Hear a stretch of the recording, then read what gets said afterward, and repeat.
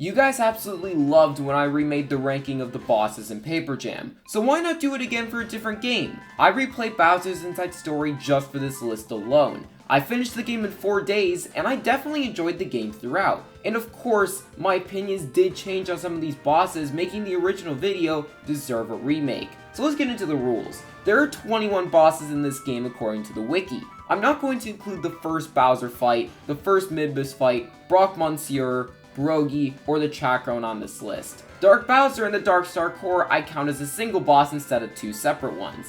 I will also include the optional Shroob's boss on this list because why the heck not? That makes it 15 bosses then. But just like I included the Papercraft battles for Paper Jam's boss ranking, I will include the giant battles in this one. I really want to talk about these giant battles because they are a core feature of this game. The other rule is that this is my opinion. This is my list and how I feel about these bosses. No one's opinion is wrong because they are opinions. If you disagree, that is fine. Leave your list in the comments below. I like seeing them. This is just a fun list where I rank bosses in the video game, so it truly doesn't matter. Last thing to mention is that I'm going to be using the remake of Bowser's Inside Story as footage for this video, but my ranking is based on the original since that is the game I replayed. Other than that, let's get started. Before we get started, make sure to leave a like on the video and make sure to subscribe. I really appreciate that, but other than that, let's actually get started.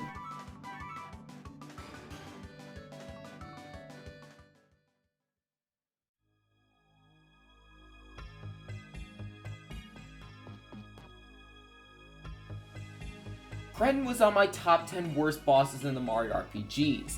I'm not really sure if it is still on that list, but if the parameters of that list stay the same where I include one boss per game, then yes, it would still be on there. I don't hate this boss fight like I did before, but most of the problems are still here. My big problem with this fight is that almost everything with it makes it either very repetitive or very slow. The main form has this concept where you have to destroy each orb with either Mario or Luigi. Every time you destroy one of the orbs, a decent amount of them change their color from red to green or vice versa. This sounds like a cool concept, and I did enjoy it for a couple of playthroughs, but it just takes forever, and it's mixed together with that phase having only a single attack. One. That is it, and it's a pretty slow attack as well.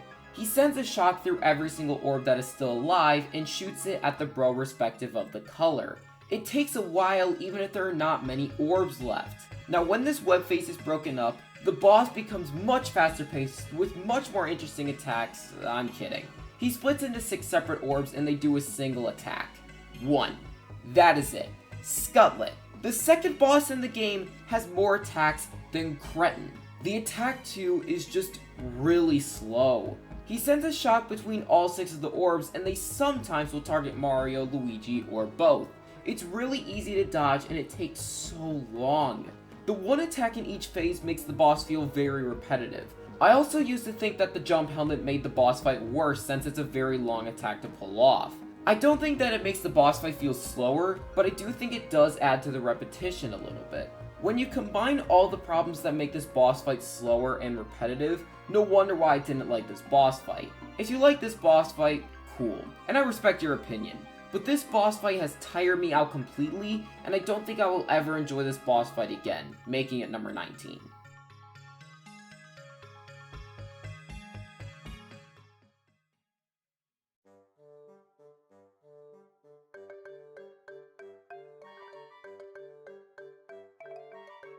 Wiggler. God, I'm tired of this fight. Every single game has a Wiggler fight if you didn't know, and honestly, it makes this fight feel more basic. Wiggler has fine enough attacks, I guess. He has way more than Cretin at least. There is also a chance of involvement for Mario and Luigi if some Fly Guys come in with a really big turnip. It's not much, but I always like when the boss involves both the bros and Bowser. The biggest positive for this fight is being able to plan out each attack to turn Wiggler back into being calm. It's an interesting strategy that you wouldn't normally expect from a boss fight. The negatives I already mentioned, but something I didn't mention is the Goomba Storm.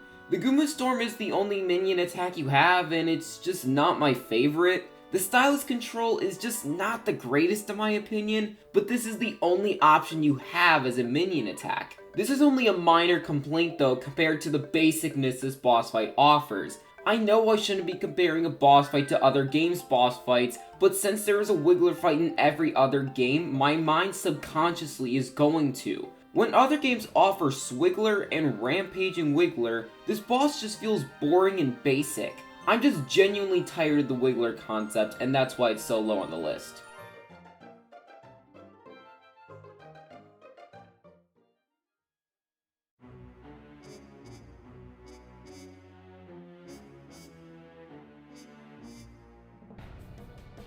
We have our first giant battle on the list, and it surprisingly wasn't at the bottom. Bowser's Castle is the first giant battle you fight in the game, and for a first boss, it isn't the worst thing in the world. You can skip the tutorials, which is amazing. It lets you get right into the fight and deal with it in a very short amount of time. The boss is very fast paced, and the attacks are fine enough. So I'm fighting this boss so fast that I'm just done with it. What just happened with this fight? I blew through everything so fast and I don't remember anything. I don't remember his attacks at all, and I don't even remember what I was doing. I genuinely feel like this boss fight has no substance. It feels like the bosses that aren't really bosses like Brockman, Seer, or Brogy. It's very strange, but I feel nothing towards this fight since there isn't much that I can feel about it. It's not bad since I didn't find anything annoying about it, but it definitely feels like the boss that is lacking something the most, which is why it's number 17.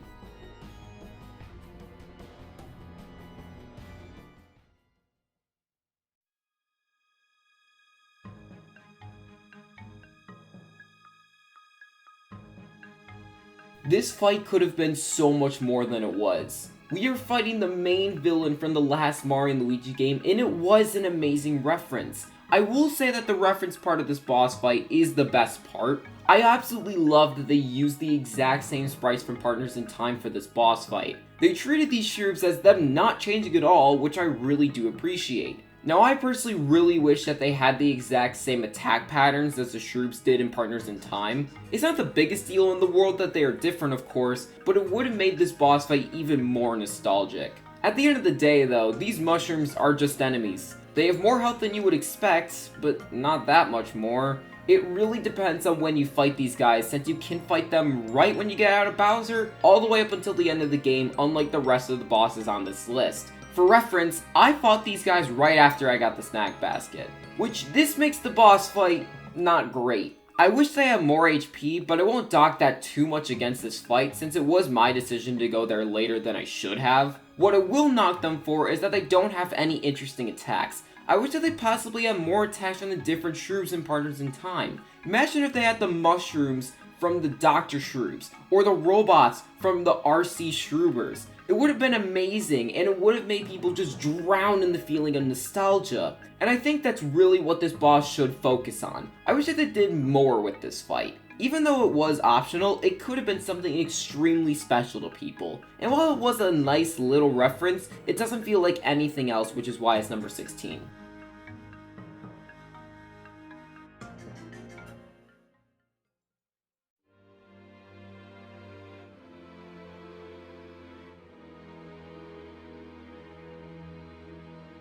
Junker is a very disappointing boss to me, and it's not this boss's fault. The boss actually has a lot going for it. It has pretty good attacks, the bros have access to every single bros attack, and the boss even has its own minions. All those qualities would make a boss like this a top 5 contender, and all these things would have been great if I could even experience all these things in the fight. The boss has way too little health.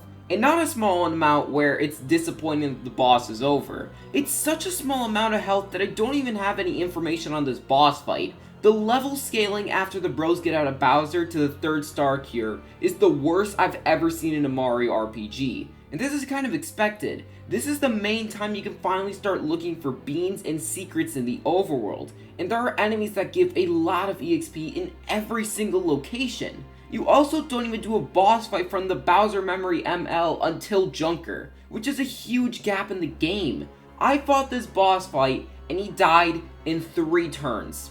He attacked me a single time. The scaling of the leveling system breaks every single boss fight that involves Mario and Luigi after the Junker fight too. I know some people would say that this opinion is invalid because I'm not taking what is positive about this fight into consideration for this ranking, but how can I take those positive points when I didn't even experience them when I played the game? And I also used none of my beans up to this point, and I didn't go out of the way to fight enemies while exploring to find them. The Falling Star is also one of the most broken bros attacks in the entire series.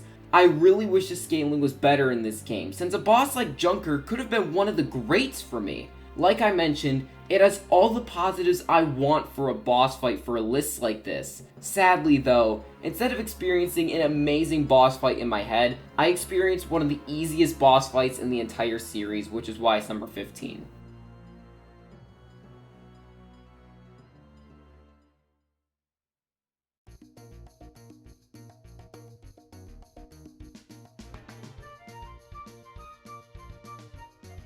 I used to think that the Tower of Yick was worse than Bowser's Castle, but not anymore. I actually remember things from this fight, which is a plus I can't really say for the previous giant battle. There are still negatives to this fight since it is so low. The concept of the fight is fine, I guess. You have to punch the Tower of Yick into the water so you can damage his head, since his body is immune to everything. The concept isn't broken or anything, but the other giant battles like Super Peach's Castle of Fury do this type of concept so much better. This also makes the boss fight feel more generic because of the existence of that giant battle, since that really is the only thing going for it to stand out. Luckily for me, there is something else that stands out for this fight, and that is the challenge of two-cycling the boss fight. If you're wondering what I mean by this, when you knock the Tower of Yick into the water, he will try to escape after each punch you do. It gets progressively harder and harder to keep him in the water, and that challenge I genuinely like. His attacks are also okay enough where I didn't need to think about them.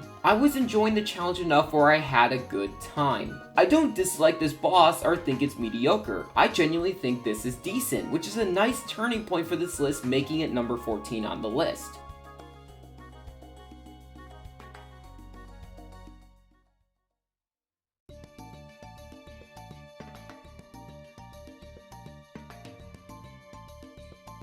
The Sea Pipe statue reminds me a lot of Dream Mario from Dream Team. This is a severely underrated first boss that should be talked about more. Even though this boss fight has somewhat basic attacks, and also the fact that Bowser has no minion attacks, they did the best they could. You were supposed to inhale the blooper and have Mario and Luigi do damage to it with the green shell. Once you knock him back out of Bowser, you get to do damage by punching. I also like that the blooper can damage Bowser by drilling into him while inside. It's forced damage that you can't dodge, which means that you have to make sure Bowser is healthy before you inhale the boss. This boss uses everything that the game has taught you up to this point, which makes it a perfect first boss, and it is insanely impressive. Now I do wish he had more than 2 attacks, because I think it could have made the boss fight even more interesting. But the concepts alone make this boss fight deserve number 13.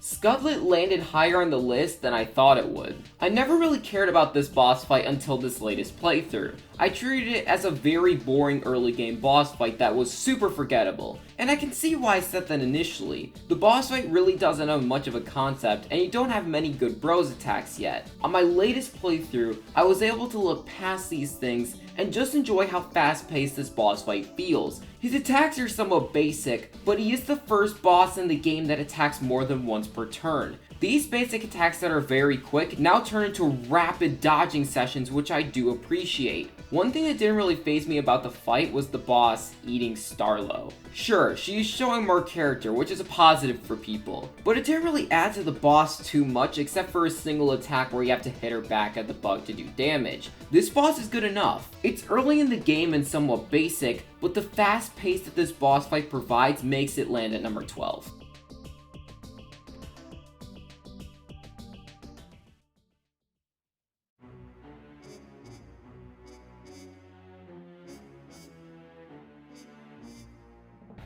Okay, I know this boss fight is controversial. People absolutely despise the mic controls with the fire for giant battles in Bowser's Inside Story. This boss forces you to use fire as the only way to do damage since punches are too high up in the air. I used to disagree with these claims, but now I don't. The microphone for the DS and 3DS isn't consistent, and that's a problem. When I was trying to do damage to the Fawful Express with the fire, even though I was blowing just as consistently for each attack, it would sometimes just not work. Now, unlike for other people, this does not kill the boss fight from being enjoyable. It for sure makes this not my favorite giant battle like it once was, but I still like a lot about this fight. The concept of the train having to get to a point where you can't get to them anymore is a great idea. I like the pressure that is built from this quote-unquote timer, and it makes the boss fight feel more intense. I also think that this boss fight has good attacks. The train Goomba attack, the bomb counter attack at the end,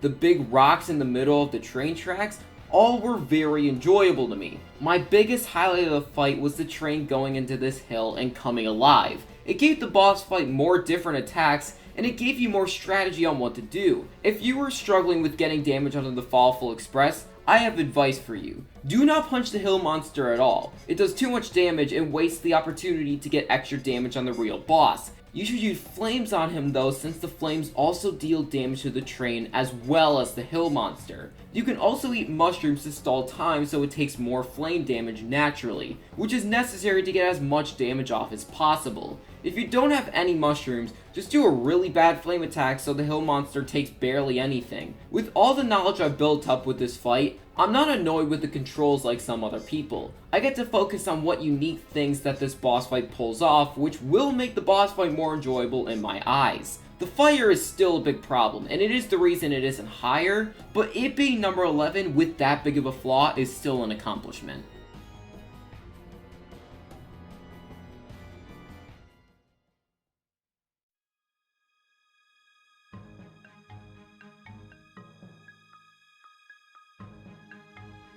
Midbus is the main enemy for Bowser, and they finally have the duel we have been waiting for. And it's good. There is an actual crowd looking at this fight, which just adds to the charm this fight provides. If you land an excellent attack, they will throw coins at you. And if Midbus lands an attack on you, they will throw coins and food at him. If you need extra HP or just don't want Midbus to eat that food, then you can inhale it to gain back HP. It makes the boss fight kinda easy, but that doesn't really matter. I also think that Midbus's attacks are a fun time. My favorite is easily the attack that wounded Bowser at the beginning of the game. Bowser didn't have the ability to tuck into his shell yet, so it's great that we can finally use it here. His ball and chain attack is also pretty good, and you have the Shy Guy squad instead of just the Goomba Storm. It's a much easier attack to pull off and more fun to use as well. Overall, it's a very solid boss fight with not much wrong. I do wish he had more HP though. It's not a problem like it is for Junker, but it would have been cool if the boss fight could have lasted longer. If he had more of a concept and you had more minion attacks, this boss fight could have been much higher. How it is right now though, it is a very simple and enjoyable fight that is a great introduction to the top 10.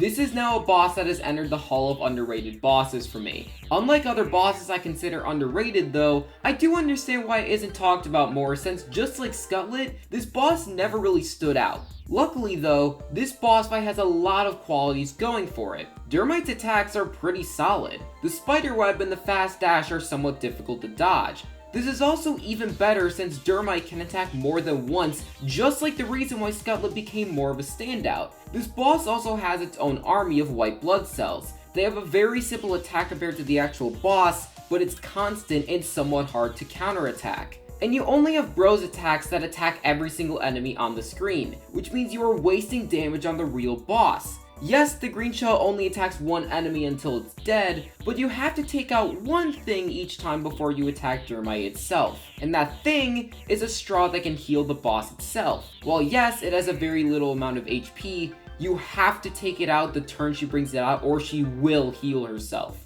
This boss fight has so much going on and it is the big highlight for this fight. She isn't higher because there really isn't too much of a concept, and also the fact that the bros attacks you have up to this point are pretty basic. Even then though, this boss fight's pace is insanely fast for this early in the game that it has to be high on this list.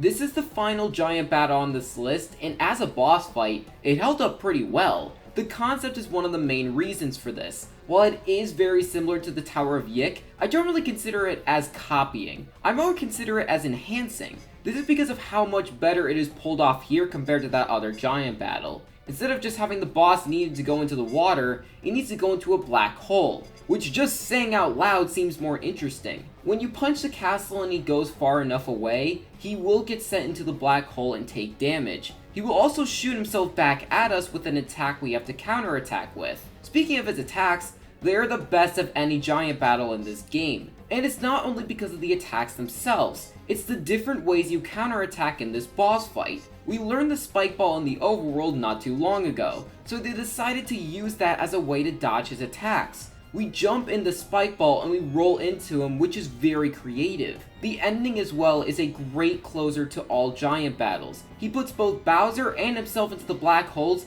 and we have to dash into him until either of us are dead. He puts his spikes in front of him for limited amounts of time, so we can't just constantly dash onto him. That's all we really need to make a great giant battle. Good attacks, a great concept, a great ending. That is the perfect combo for amazing quality. The only reason it isn't higher is just because it is a giant battle. I prefer normal battles in the series compared to giant battles, which is something that held every single giant battle on this list back. Number 8 is still great for a giant battle though, and it deserves to be in that spot.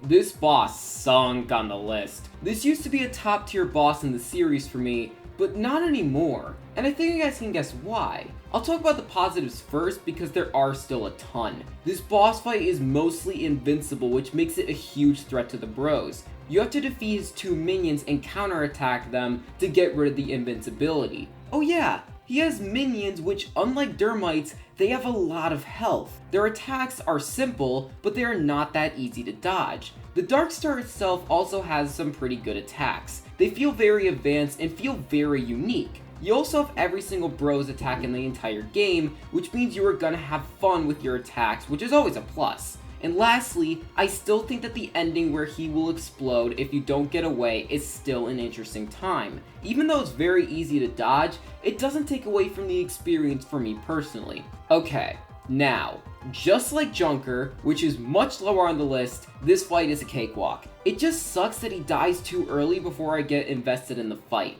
Luckily, since the boss is invincible for a decent amount of time, the difficulty does not ruin the fight. It does think the boss fight though, which is why I got lower. It also kind of sucks how terrible the attacks are when the Dark Star is in its weakened phase. It just shoots a laser at you that is easier to dodge than its minions. Like I said in the Junker segment, I just hate how bad the level scaling is in this game sometimes. It's just unfortunate to experience, and this will not be the last time we see this.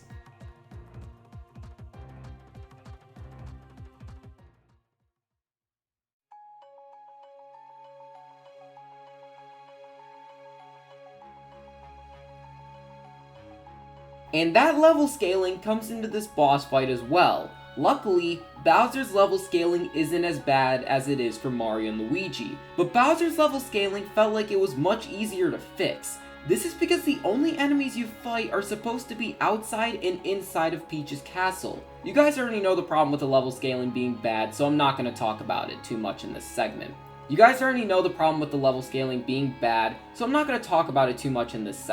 Just know it's there, and it's the reason why this boss fight sunk. Anyways, this boss fight has a lot of things going for it. I think the attacks are pretty creative, with all of them obviously being around ice and snow. My favorite attack is definitely the one where Midbus gets a giant snowball with a bomb on the outside. We have to hit the bomb to knock him off, and it is fun to try and pull off. He also hides the bomb after a little bit, which makes it more enjoyable. And this is added with the fact that he can attack more than once, which, just like Dermite and Scutlet, makes the boss fight feel more intense. He also summons enemies that can heal himself, which means that we got some involvement from Mario and Luigi, which is always a plus. Now they are very easy to defeat, but when you defeat enough of them, Bowser will spit out a huge ice chunk that lands on Midbus's crown. This means that he can't spawn anymore, which makes the boss fight easier. I also enjoy this fight because you have every single minion in Bro's attack. People say that this is one of the hardest boss fights in the series, and I really do have to disagree. It may be because I've gotten really good at Bowser's Inside Story, but there isn't anything too difficult about this fight to me anymore. I'm glad that the level scaling doesn't take away too much from this boss, but it does take away enough where I do have to place it at number 6.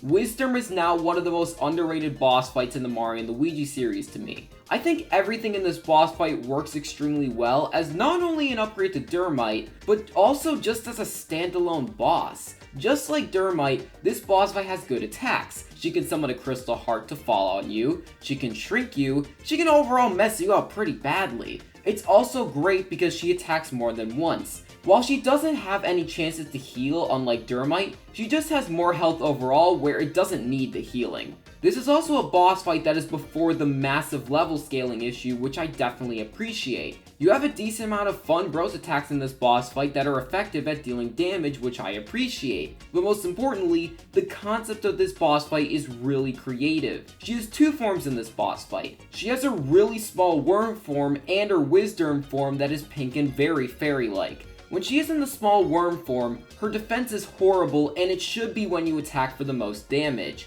These 2 forms are controlled by a bar that increases or decreases depending on what you do. If you are dealing lots of damage to the small worm form, the bar will move to the right. If it goes all the way to the right, then she turns into the other form. Now in this other form, you can either attack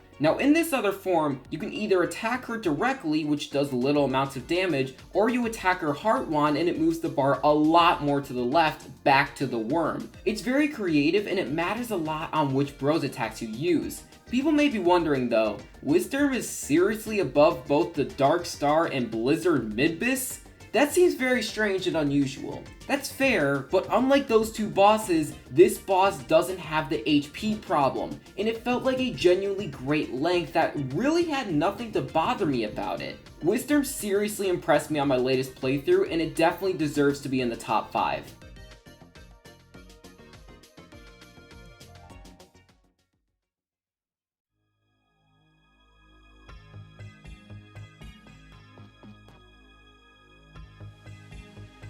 This fight is a classic. I love when bosses take the character that you are playing as and use what makes them so powerful against you. Bowser Memory ML is exactly that. One thing that makes the Bros so powerful is the ability for one Bro to revive another when they go down. This pair of bosses is able to do this. It means that you have to take out both of them at relatively the same time. Now, like the Bowser Jr. duo from Paper Jam, it doesn't have to be immediate, but it's fast enough where you definitely want to start keeping track of their HP. I also like that Luigi is able to run away. It is basically an immunity from attacks, which means you can only attack Mario. This pairs extremely well with the 1-ups, since you normally want their HP to stay around even, but since Luigi is running away, it's almost impossible. This boss fight also has some very interesting attacks, all relating to Mario and Luigi as characters and past appearances. Mario can turn huge and hit blocks, he can get a star, and he can have a hammer. Luigi also has attacks like an attack with a ghost chasing him.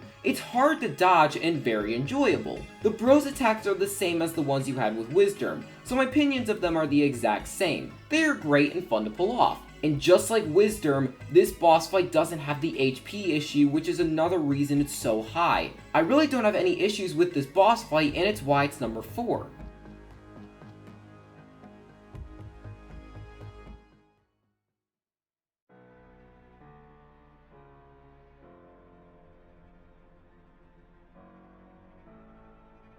Dark Waffle is weird because it still does have the problem of level scaling, but it doesn't feel as bad here. I think one reason for this is that Bowser doesn't fight too many enemies between boss fights in Peach's castle. I also think another reason is how long it takes for Dark Waffle to pull off each attack. Normally this would be a bad thing like it would be for Cretin, but I actually enjoy the attacks for how creative they are, and it's more than one.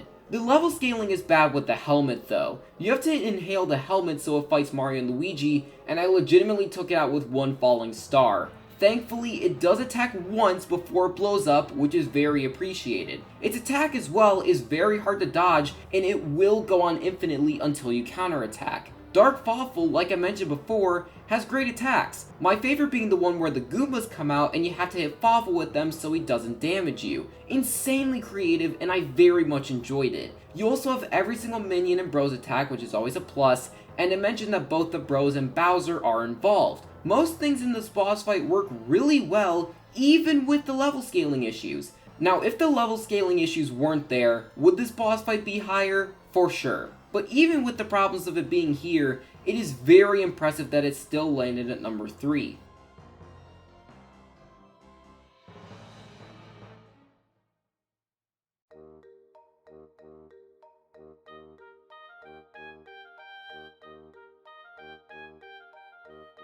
Just like with Bowser Memory ML, I love when you fight a character that you are playing as. This is even more of a classic compared to that fight. It's just Mario and Luigi fighting Bowser. I know this isn't the first time that this has been said, but it would have been so cool if it was the reverse at some point in the game. Or maybe just have this fight later in the game, assuming the level scaling isn't garbage. This is my only quote-unquote problem with this fight. And it isn't really a problem. It's more a thing I wish the boss fight did instead of something that annoyed me. The Bros attacks you have in this fight are great for this fight, and they are fun to pull off. I'm also glad that this fight has a decent amount of health. Maybe an extra 100 would have been cool, but even then, it's not a problem. I'm just building up to the best thing about this fight, and that's the attacks. Not only are they fun to dodge, but they are all Bowser's attacks that you do when he is playable. He can punch or whiff. He can breathe fire, which introduces Starlo as a dodge, which is interesting. He can use the Goomba Storm and the Shy Guy Squad. Now, not every attack is the exact same as Bowser pulls off, like the Shy Guy Squad attack as an example, but it's still a very enjoyable time and easily the biggest highlight. This is why I mentioned it being later in the game, since that would theoretically mean that we could be fighting him when he has every single minion attack. Either way, I love this fight. It feels very creative and a welcome surprise every single time I play Bowser's Inside Story, making it number 2.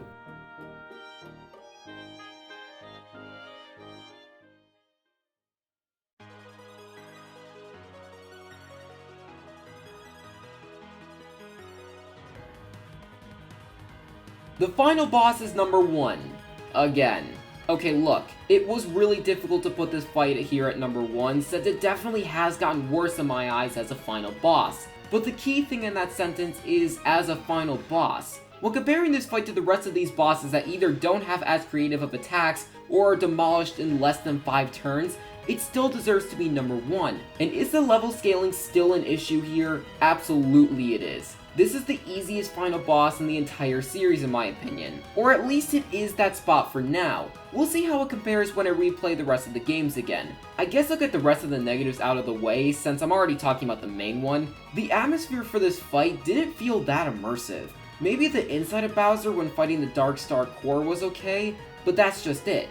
It was okay. This doesn't matter too much for a normal boss, but since this is the final one, it's more important. Still doesn't take away from how great of a fight this actually is though. Because even if the atmosphere is only okay, the music has held up amazingly. In the final still holds up as one of the best final boss themes in the series and somewhat compensates for the mediocre atmosphere. You have every single Bros and minion attack obviously, which is a plus to this fight. But finally, how was the boss fight itself? Dark Bowser was pretty good. While he has way too little health even without the level scaling issue, his attacks are great. The best attack of course is right after he grows huge and sends a ton of dark enemies at you that each have a different way to dodge with. You then punch the stomach and have a cool inhaling battle to get the Dark Star core inside of Bowser, and the Mario and Luigi side has finally started. This obviously is the best they do with including both Bowser and the Bros in this game. The Dark Star core has a lot of limbs you have to destroy before attacking the weak point itself. If you attack the legs right away, he will conceal them and make them immune. You have to destroy the eyes first and then the legs. That little concept makes the fight much better as well, since you can't just damage the main body itself right away. Just like the Dark Star, it somewhat fixes the level scaling issue. The attacks from the Dark Star core as well are pretty solid. My favorite one is where he chases you and sends the core to attack one of the bros multiple times, and it speeds up rapidly. After destroying all the limbs and eyes, he goes down into the floor and you can attack the core itself. If you don't do enough damage, he will escape Bowser and you have to defeat Dark Bowser again. It adds urgency to deal as much damage as possible, which is always a plus. After all of that, he is down, and you get the awesome sequence where you punch Dark Bowser multiple times with Bowser, and Dark Bowser finally goes down. This boss fight has great things going for it. The attacks, the concepts, the music, they all add to this being an amazing boss fight, which takes over the level scaling issue and becomes the #1 spot on this list. Thank you guys for watching this video. If you lasted this long, please leave a like and subscribe. I also have the podcast called The Flatmates, which will be on the screen and in the description. But other than that, G-bye.